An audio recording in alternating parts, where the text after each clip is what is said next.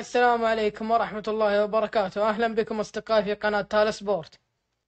موعد معلقين مباراة الهلال والفتح في الجولة 29 من دوري روشن السعودي 2023-2024. صديق، قبل أن نبدأ جابك الفيديو ولا تنسى اللايك والاشتراك في القناة.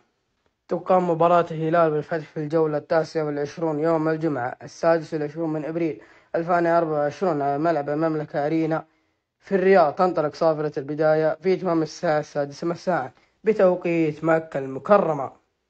الهلال في صدارة ترتيب دوري روشن السعودي برصيد 77 نقطة، الفتح في المركز السادس برصيد 40 نقطة. القنوات الناقلة لمباراة الهلال والفتح SSC سبورت المشفرة، معلق المباراة علي الكعبي والمعلق محمد حسين. القنوات الناقلة SSC سبورت، معلق المباراة أحمد النفيسة.